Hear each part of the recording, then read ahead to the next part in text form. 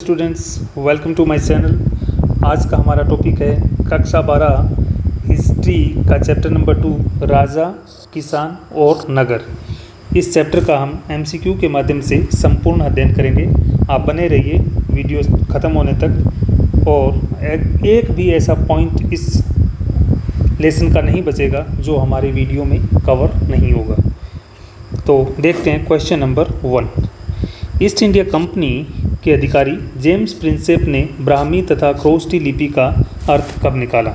Options 1921, 1924, 1838, 1944। तो इसका जो सही उत्तर है वो है ऑप्शन 3, 1838। अगला क्वेश्चन, सम्राट अशोक की उपाधि प्रियदर्शी का क्या अर्थ है? ऑप्शंस, ऑप्शन ए एक बलशाली राजा, ऑप्शन बी एक क्रूर राजा, ऑप्शन सी एक मनोहर मुखाकृति वाला राजा, ऑप्शन डी एक बदसूरत राजा। तो इसका जो सही उत्तर है वो है ऑप्शन सी एक मनोहर मुखाकृति वाला राजा। अगला क्वेश्चन, 6ठी शताब्दी ईस्वी पूर्व के महत्वपूर्ण परिवर्तनों में से कौन सा सम्मिलित नहीं है? कि 6ठी शताब्दी ईस्वी पूर्व में जो महत्वपूर्ण परिवर्तन हुए हैं उनमें से नीचे दिए गए परिवर्तनों में से कौन सा सम्मिलित नहीं है? ऑप्शंस देखते हैं। ऑप्शन 1 आरंभिक राज्य यानी महाजनपद तथा द्वितीय नगरीकरण 6ठी शताब्दी ईस्वी पूर्व में हुआ। जैन तथा बौद्ध दर्शनों का विकास। अगला ऑप्शन लोहे का वृहत स्तर पर प्रयोग तथा सिक्कों का विकास। सभी सम्मिलित हैं। तो हमें देखना है कि ये कौन सा 6ठी शताब्दी ईस्वी पूर्व में परिवर्तन नहीं हुआ था। तो इसका जो सही उत्तर है वो है ऑप्शन नंबर 4 सभी सम्मिलित है। यानी ये जो 3 ऊपर दिए गए हैं ऑप्शंस ये सारे 6ठी शताब्दी ईस्वी पूर्व में परिवर्तन हुए हैं। अगला क्वेश्चन, ईसा पूर्व पहली सहस्त्राब्दी मतलब 1000 ईयर्स। तो ईसा पूर्व पहली सहस्त्राब्दी मिलेनियम बीसी में मध्य तथा दक्षिण भारत में शवों के अंतिम संस्कार का एक नया तरीका जिसमें बड़े पत्थरों में शवों को लोहे के उपकरणों तथा हथियारों के साथ दफनाया गया क्या कहलाता है? क्वेश्चन बड़ा है लेकिन ये बहुत ही इंपॉर्टेंट क्वेश्चन है क्योंकि क्वेश्चन में ही एक परिभाषा छिपी हुई है। इसके ऑप्शंस तो उनको क्या कहते हैं कि बड़े पत्थरों में शवों को दफनाने को क्या कहते हैं? पूर्व पाषाण, मध्य पाषाण, नवपाषाण या महापाषाण। तो इसका जो सही उत्तर है वो है ऑप्शन नंबर 4 महापाषाण। यानी मेगालिथ जो होता है इसका मतलब होता है बड़े पत्थरों में शवों को दफनाया जाना। और इसके जो हमें जो साक्ष्य मिले हैं वो मध्य भारत यानी सेंट्रल इंडिया और जो है दक्षिण भारत से यानी सदर्न इंडिया से मिले हैं, दक्षिणी भारत से इसके साक्ष्य हमें मिले। अगला क्वेश्चन, महाजनपद काल से 16 राज्यों का उल्लेख कहाँ मिलता है? तो महाजनपद काल से नहीं है, महाजनपद काल के 16 राज्यों का उल्लेख कहाँ मिलता है? तो ऑप्शंस है आरंभिक बौद्ध ग्रंथों में, आरंभिक जैन ग्रंथों में, केवल एक सत्य है, केवल एक व दो दोनों सत्य है। तो इसका जो सही उत्तर है वो है ऑप्शन 4 1 व 2 दोनों सत्य हैं। यानी महाजनपद नाम के 16 राज्यों का उल्लेख जो हमें है जैन तथा बौद्ध दोनों ग्रंथों से मिलता है। गण व संघ नाम से प्रसिद्ध किस राज्य में समूह शासन करता था जिसका प्रत्येक व्यक्ति राजा कहलाता था? तो इनमें से कौन सा राज्य है जिसमें गण व संघ नाम से प्रसिद्ध था और उसमें समूह शासन करता था जिसका प्रत्येक व्यक्ति राजा होता था? तो देखते हैं ऑप्शंस, मगध, अवंती, गांधार, वज्जी। तो इसका जो सही उत्तर है वो है वज्जी। तो वज्जी एक गण या संघ था और इसमें जो शासन था वो राजतंत्रात्मक नहीं था। कुछ लोग मिलकर शासन करते थे और सारे लोग ये हैं जो वो राजा कहलाते थे। मगध, अवंती, गांधार ये राजतंत्रात्मक शासन व्यवस्था थी, राजतंत्रात्मक शासन व्यवस्था थी यहाँ पर, यानी यहाँ पर मोनार्की थी, मोनार्की थी। अगला क्वेश्चन, निम्न में से कौन सा तथ्य सही नहीं है? तो कुछ स्टेटमेंट्स दिए गए हैं उनमें से हमें देखना है कि कौन सा सही नहीं है और इस क्वेश्चन को आप स्टार लगा लीजिए, ये बहुत इम्पोर्टेंट क्वेश्चन है। अभिलेख शास्त्र यानी एपिग्राफी अभिलेखों का अध्ययन। तो एपिग्राफी जो होती है वो अभिलेखों यानी इंस्क्रिप्शन का अध्ययन है। ऑप्शन 2 अभिलेख यानी इंस्क्रिप्शंस पत्थर, धातु या मिट्टी के बर्तन जैसी कठोर सतह पर खुदे लेख। अगला पुरालिपि यानी पैलियोग्राफी लेखन शैली स्टाइल ऑफ राइटिंग है। पैलियोग्राफी का अध्ययन, तो जो पुरालिपि यानी पैलियोग्राफी होती है लेखन शैली यानी स्टाइल ऑफ राइटिंग का अध्ययन होता है। तो इसका जो या फिर सभी सत्य है, तो इनमें हमें गलत ढूंढना था, तो इसका जो सही उत्तर है वो है ऑप्शन डी सभी सत्य हैं। तो आपको ये जो एपिग्राफी, इंस्क्रिप्शंस और पैलियोग्राफी की परिभाषा बिल्कुल याद होनी चाहिए। ये बहुत ही इंपॉर्टेंट क्वेश्चन है, इसको आप नोट डाउन कर सकते हैं।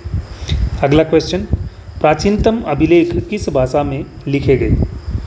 ऑप्शन है प्राकृत, संस्कृत, पाली या फिर तमिल। इसका जो सही उत्तर है वो है प्राकृत। क्या है? प्राकृत। ये भी आप इम्पोर्टेंट क्वेश्चन मान सकते हैं कि ये बहुत इम्पोर्टेंट है। अगला क्वेश्चन, पत्थर, धातु या मिट्टी के बर्तन जैसी कठोर सतह पर खुदे लेखों के अध्ययन को क्या कहते हैं? तो ऑप्शन है अभिलेख शास्त्र यानी एपिग्राफी, अभिलेख या इंस्क्रिप्शंस, पुरालिपि, पैलियोग्राफी या महापाषाण मेगालिथ। तो इसका जो सही उत्तर है वो है अभिलेख शास्त्र यानी एपिग्राफी। एपिग्राफी का मतलब होता है कि जो कठोर सतह पर यानी पत्थरों पर, चट्टानों पे जो कुछ लिखा गया है उसका अध्ययन करना, यानी इंस्क्रिप्शंस का जो स्टडी होता है, एनालिसिस होता है इंस्क्रिप्शंस, वो क्या कहलाती है? इंस्क्रिप्शंस की जो स्टडी है वो क्या कहलाती है? वो कहलाती है एपिग्राफी यानी अभिलेख शास्त्र। अगला क्वेश्चन, जन सामान्य की भाषा कौन सी होती थी? तो जो इस चैप्टर में हमने अध्ययन किया है, जो बुद्ध का काल था या फिर मौर्य काल था, वहाँ उस वक्त जन सामान्य की भाषा कौन सी थी? तो क्या वो प्राकृत थी, संस्कृत थी, पाली थी या तमिल थी? तो इसका जो सही उत्तर है वो है प्राकृत। और संस्कृत में वेदों की रचना की गई। आप इसको नोट कर सकते हैं कि संस्कृत में वेदों की रचना की गई। और पाली भाषा में बौद्ध जो साहित्य है, बौद्ध साहित्य की रचना पाली भाषा में की गई। और तमिल भाषा में संगम साहित्य की रचना की गई। किसकी? संगम साहित्य की रचना तमिल भाषा में की गई। अगला क्वेश्चन, अशोक के ज़्यादातर अभिलेख किस लिपि में लिखे गए? ऑप्शंस हैं ब्राह्मी, खरोष्टी, अरामेइक, देवनागरी। तो इसका जो सही उत्तर है वो है ब्राह्मी लिपि। किसमें? ब्राह्मी लिपि में अशोक के ज़्यादातर अभिलेख लिखे गए। और इसकी जो भाषा होती थी वो होती थी प्राकृत। लिपि होती थी ब्राह्मी और भाषा होती थी प्राकृत। अगला क्वेश्चन, निम्न में से कौन सा तथ्य सत्य नहीं है? तो देखते हैं। जनपद वह भूखंड जिसमें लोग बस जाते हैं, तो उसको क्या कहते हैं? जनपद। ओलिगार्की ऐसा समूह शासन जिसमें सत्ता पुरुषों के एक समूह के हाथ में होती है, तो उसको क्या कहते हैं? ओलिगार्की। वज्जी राज्य एक राजतंत्र था। और ऑप्शन जो 4 है वो है सभी सत्य हैं। तो इसमें हमें सत्य नहीं है ढूंढना था स्टेटमेंट, तो इसका जो सही उत्तर है वो है ऑप्शन सी, वज्जी राज्य एक राजतंत्र था। जबकि ये गलत इसलिए है क्योंकि वज्जी राज्य एक राजतंत्र नहीं, वो एक गणतंत्र था। क्या था? गणतंत्र। अगला क्वेश्चन, ब्राह्मणों ने संस्कृत में धर्मशास्त्र ग्रंथों की रचना कब से शुरू की? तो ऑप्शन है 5वीं शताब्दी ईस्वी पूर्व से, 6ठी शताब्दी ईस्वी पूर्व, 4वीं शताब्दी ईस्वी पूर्व, 3री शताब्दी ईस्वी पूर्व। तो इसका जो सही उत्तर है वो है 6ठी शताब्दी ईस्वी पूर्व। अगला क्वेश्चन, 6ठी शताब्दी से 4वीं शताब्दी ईस्वी पूर्व में कौन सा महाजनपद सबसे शक्तिशाली बन गया? तो चौथी शताब्दी आते आते जो 16 महाजनपद थे, कितने महाजनपद थे? 16 महाजनपद। उनमें से कौन सा जो जनपद है वो सबसे शक्तिशाली बन गया? ऑप्शंस देखते हैं, मगध, अवंती, गांधार, वजी। तो इसका जो सही उत्तर है वो है मगध। और मगध को जो महान बनाने के पीछे जो इसके महत्वपूर्ण शासक है उनका भी हाथ है, जैसे किसका? बिंबिसार, अजात शत्रु या शत्रु, और फिर आप कह सकते हैं महापद्म नंद, और आगे चलकर चंद्रगुप्त मौर्य और अशोक भी आते हैं। अगला क्वेश्चन, महाजनपदों में मगध के सबसे शक्तिशाली महाजनपद बनने के पीछे क्या कारण थे? कि मगध ही सबसे शक्तिशाली जो महाजनपद कैसे बना, इसके पीछे क्या कारण थे? देखते हैं कारण। मगध क्षेत्र में खेती की उपज का अच्छा होना, कि वहाँ पर खेती का उत्पादन अच्छा होता था, वहाँ की ज़मीन उपजाऊ थी। हथियार और उपकरण बनाने के लिए सोने की खदानों की उपलब्धता। आगे ऑप्शन सी, शक्तिशाली हाथी सेना के लिए जंगली हाथियों की उपलब्धता। ऑप्शन डी, गंगा तथा उसकी उपनदियों के माध्यम से सस्ते व सुलभ जल यातायात की सुविधा। तो इसमें जो हमें ढूंढना था कि क्या कारण, पीछे क्या कारण थे, तो उसमें हम ये कह सकते हैं कि गलत कौन सा है, कि इन जो कारण थे उसमें कौन सा कारण नहीं था। तो देखते हैं कि कौन सा स्टेटमेंट गलत था। तो इसमें जो गलत स्टेटमेंट है आप क्वेश्चन में ऐड कर लीजिए कि जो वो स्टेटमेंट्स दिए हैं उनमें गलत कौन सा है। तो यहाँ पर जो ऑप्शन बी है वो गलत है, क्योंकि यहाँ पर सोने की खान दे रखा है। सोने की खान नहीं, लोहे की खान। तो हथियार और उपकरण बनाने के लिए लोहे की खदानों की उपलब्धता थी। तो ये फिर चारों कारण है वो सत्य हो जाते हैं कि इन्हीं कारणों से जो मगध है वो महाजनपदों में सबसे शक्तिशाली बना। अगला क्वेश्चन, प्रारंभ में मगध की राजधानी का नाम क्या था? ये स्टार क्वेश्चन है कि प्रारंभ में मगध की राजधानी का नाम क्या था। ऑप्शंस देखते हैं, राजगाह यानी राजगीर यानी राजाओं का घर, इसको बोलते हैं राजाओं का घर, कन्नौज थी, पाटलिपुत्र थी या वैशाली थी। तो इसका जो सही उत्तर है वो है राजगाह या राजगीर। अगला क्वेश्चन, पाटलिपुत्र को मगध की राजधानी कब बनाया गया? ऑप्शंस देखते हैं, 5वीं शताब्दी ईस्वी पूर्व, 6ठी शताब्दी ईस्वी पूर्व, 4थी शताब्दी ईस्वी पूर्व या फिर 3री शताब्दी ईस्वी पूर्व। इसका जो सही उत्तर है वो है 5वीं शताब्दी बीसी यानी ईस्वी पूर्व।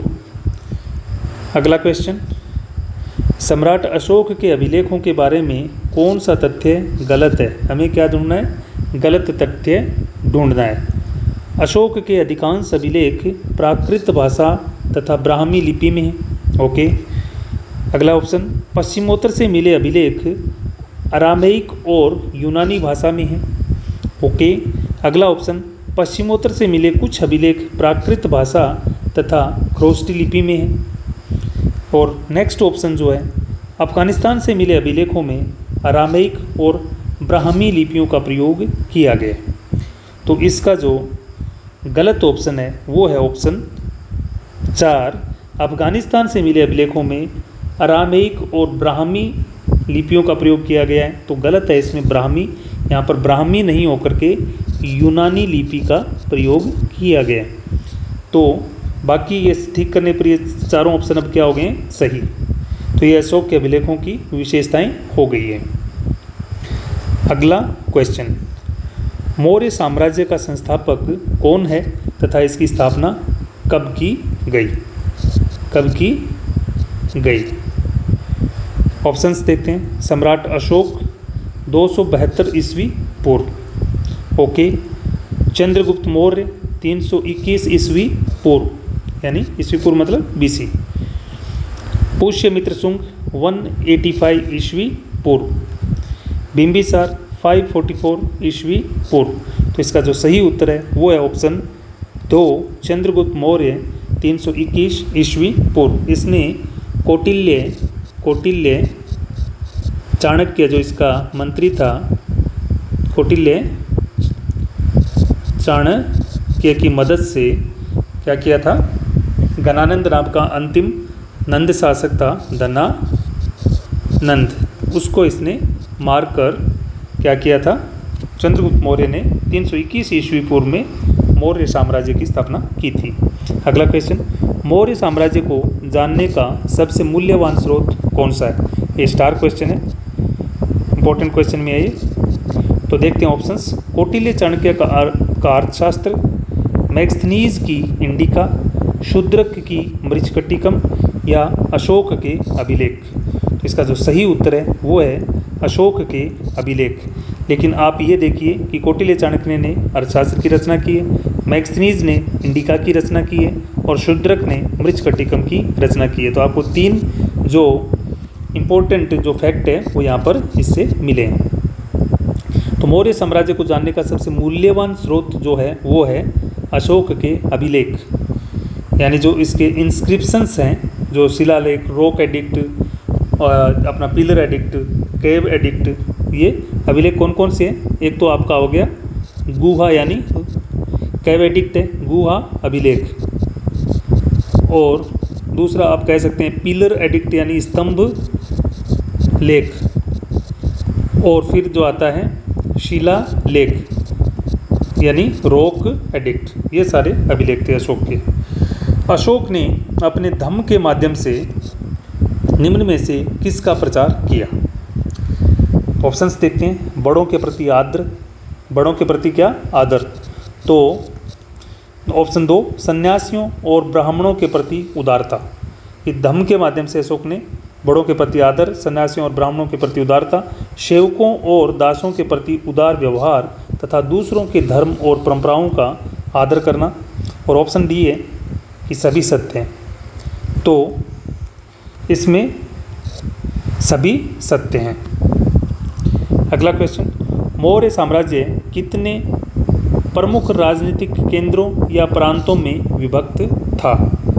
ऑप्शंस देखते हैं। 6, 5, 4, 2। तो इसका जो सही उत्तर है वो है ऑप्शन 2, 5। कौन कौन से थे? तो नंबर 1 जो केंद्रीय प्रांत था उसकी राजधानी थी पाटलिपुत्र, तो ये तो राजधानी थी। नंबर 2 आप कह सकते हैं तक्षशिला जो उत्तर पश्चिम में था, तक्षशिला।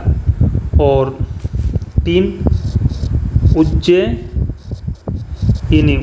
है, उज्जैनी। और ऑप्शन अपना नंबर 4 में आपका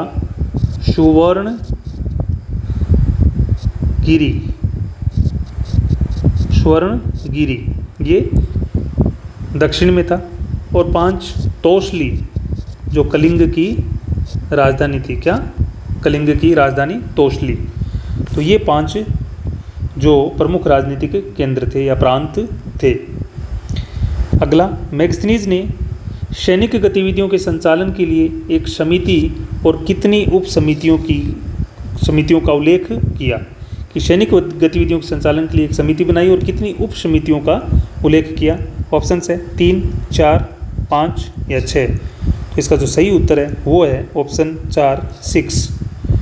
अगला क्वेश्चन, मैगस्थनीज के अनुसार सैनिक गतिविधियों के संचालन के लिए बनाई गई दूसरी उप समिति का क्या कार्य था? तो 6 समितियां हैं और उनके 6 कार्य हैं, तो उनको क्रम में आपको याद होना चाहिए। तो दूसरी जो उप समिति थी उसका कार्य हम देखते हैं क्या था।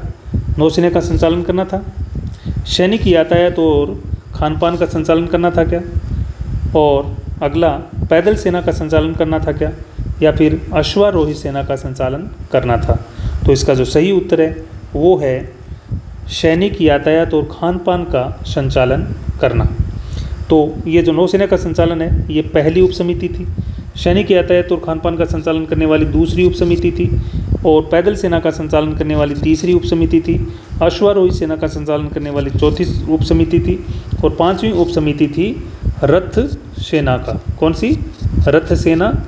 और 6ठी उप समिति जो थी वो थी हाथी सेना। कौन सी? हाथी सेना। तो ये 6 उप समितियाँ थी और उनके ये कार्य थे।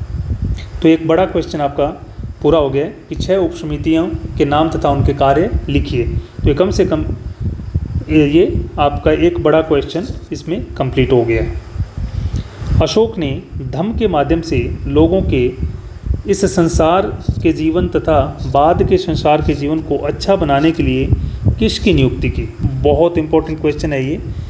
तो देखते हैं, पुरोहित की, राजुक की, प्रतिवेदक की या रिपोर्टर की, या महामात्र की। ये दोनों ही है, कहीं पर आपको नाम महामात मिल सकता है या फिर महामात्र मिल सकता है। तो इसका जो सही उत्तर है वो है ऑप्शन 4, महामात्र या महामात की नियुक्ति। अगला क्वेश्चन, कौटिल्यकृत अर्थशास्त्र में किसके बारे में जानकारी मिलती है? तो ये भी बहुत ज़रूरी क्वेश्चन है जिसको आपको याद करना चाहिए। तो कौटिल्यकृत अर्थशास्त्र में किसके बारे में जानकारी मिलती है? धर्म की, दर्शन की, अर्थव्यवस्था की, सैनिक प्रशासनिक संगठन और राजनीति की। तो नॉर्मली कन्फ्यूजन में लोग अर्थशास्त्र नाम देख करके इसमें अर्थव्यवस्था की कर देते हैं, लेकिन अर्थव्यवस्था की नहीं है। इसका जो उत्तर है वो है ऑप्शन 4, सैनिक प्रशासनिक संगठन और राजनीति की जो हमें जानकारी मिलती है, समझ मिलती है, वो कौटिल्य के अर्थशास्त्र से मिलती है। अगला क्वेश्चन, भारत के पश्चिमी और पश्चिमोत्तर में शासन करने वाले शक मूलतः कहाँ के थे? जो शक थे वो कहाँ के थे? ऑप्शंस देखते हैं, दक्षिणी भारत के, तिब्बत क्षेत्र के, मध्य एशिया के या मंगोलिया के। तो इसका जो सही उत्तर है वो है ऑप्शन नंबर 3, मध्य एशिया। अगर ये वीडियो आपको अच्छा लगता है, इसका कंटेंट आपको अच्छा लगता है, तो वीडियो पॉज करके आप इसको नोट डाउन कर सकते हैं। और इसको अगर आप 2 बार देखते हैं तो आई एम श्योर दैट कि आपका जो चैप्टर है वो एकदम पूरा तैयार हो जाएगा। कुषाण शासकों की विशालकाय मूर्तियाँ कहाँ मिली है? तो ये बहुत ही इम्पोर्टेंट क्वेश्चन है। तो जो मूर्तियाँ मिली है, क्या वो पाटलिपुत्र से मिली है, मथुरा के पास माट से मिली है, कनौज से मिली है या वैशाली से मिली है? तो इसका जो सही उत्तर है वो है मथुरा के पास माट से। तो ये जो एक मूर्ति है, देखो आप, ये मथुरा के पास माट से मिली है। ये बिना सिर की मूर्ति है। तो ये कनिष्क की है। किसकी है? कुषाण शासक कनिष्क की ये मूर्ति है। किसकी? कनिष्क की। ये बिना सिर की मूर्ति है। तो आप इस वीडियो को अगर 2 बार देखते हैं तो आपको ये चैप्टर क्लियर हो जाएगा। ये पार्ट 1 है, इसका अगला पार्ट आगे आएगा। Thanks a lot.